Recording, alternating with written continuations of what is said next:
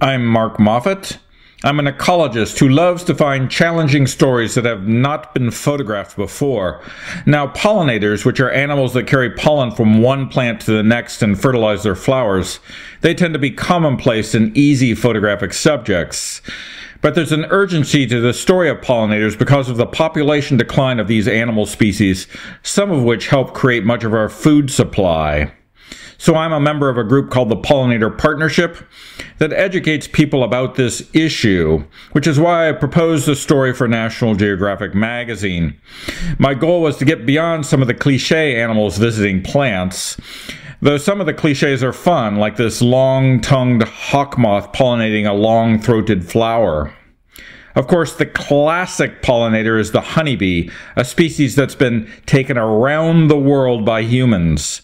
Their populations have been collapsing because of a number of stresses, including these parasitic mites that ride around on the bees.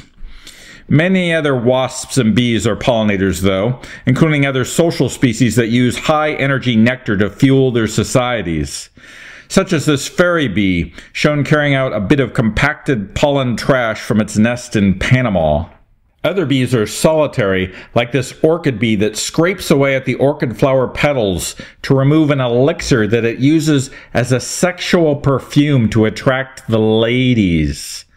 My favorite bee pollinator is the sweat bee that buzz pollinates the deadly nightshade plants of Arizona. The bee grabs the male parts of the plant and stimulates those male parts by vibrating vigorously till a white sticky substance shoots all over the bee. That stuff is the pollen.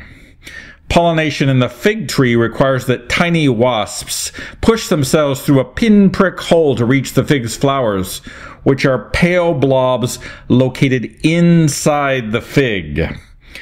High in the mountains of Colorado, the air is too thin for most creatures to fly, so crawling ants take over the role of pollinator. To get the most primitive pollinator, I visited the White House. There, the president's chef, Sam Cass, was helping a school class collect garden plants, many of which require pollinators. On the White House grounds are magnolia trees planted by Andrew Jackson.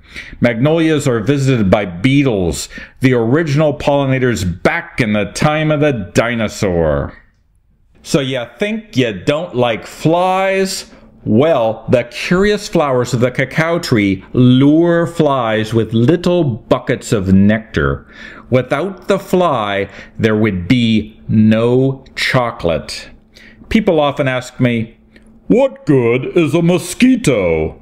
Here's the only answer I can give. Mosquitoes are the pollinator of a rare orchid. The expert on the orchid told me it would take a week to get this image, even with mosquitoes in a laboratory, but I only had 2 days at Jim Brandenburg's property in Minnesota. I quickly realized one cannot wear mosquito repellent to photograph a mosquito. By the time I got this single image, I had so many mosquito bites that it looked like someone had used Braille to write out the novel Moby Dick on my skin. This mosquito is taking off from a green flower. The yellow on its face is the pollen. The Geico gecko does not sell car insurance. It's a pollinator. Unfortunately, at the time I visited Mauritius, the only flowers happened to be high up in the trees.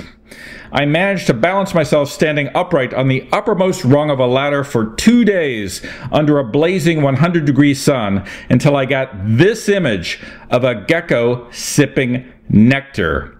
It's 1 inch from my camera lens.